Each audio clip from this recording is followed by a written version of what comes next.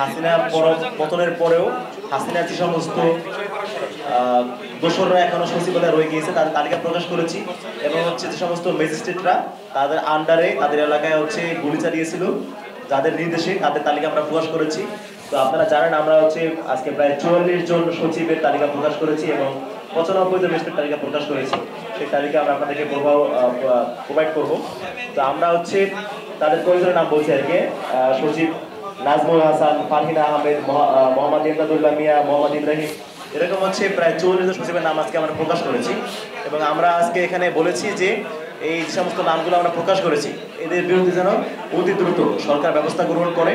যদি এদের বিরুদ্ধে ব্যবস্থা গ্রহণ করা না করা হয় এবং হচ্ছে আপনারা জানেন যে সেনানিবাসে 626 জন আশ্রয় নিয়েছিল তাদের তালিকা প্রকাশ করতে বলেছি,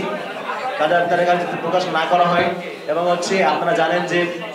থানায় মামলা করতে গেলে আইনের 132 নম্বর ধারার দোহাই দিয়ে পুলিশ মামলা নেয় না। আমরা বলেছি যে এই ধারাটি হয়তো বাতিল করতে হবে নয়তো বা সংশোধন করতে হবে। সো এই দাবিগুলো যদি আমাদের মেনে নেওয়া না হয় তাহলে আমরা আগামী 31শে মের পর থেকেই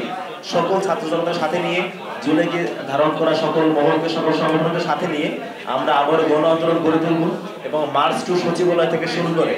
যত কর্মসূচি দেওয়া লাগে আমরা কর্মসূচি দেব এবং জনগণের সাথে নিয়ে জনগণের যেই জুলাইকে সমুন্নত রাখার যেই প্রচেষ্টা সেটাকে আমরা জারি রাখবো ইনশাআল্লাহ। ফেসিবাদের দোসর সচিবদের তালিকা: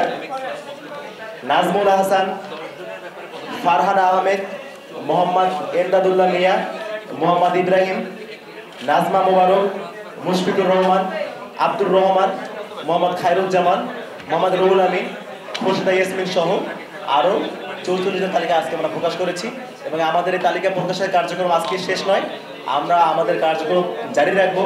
যারাই ফেসিবাদের দোষর, যারাই ফেসিবাদকে পুষ্টি দিয়েছে আমরা তাদের তালিকা জনগণের সামনে প্রকাশ করব এবং শুধুমাত্র সচিবালয় নয়, শুধুমাত্র ম্যাজিস্ট্রেট নয়, এরপরে আমরা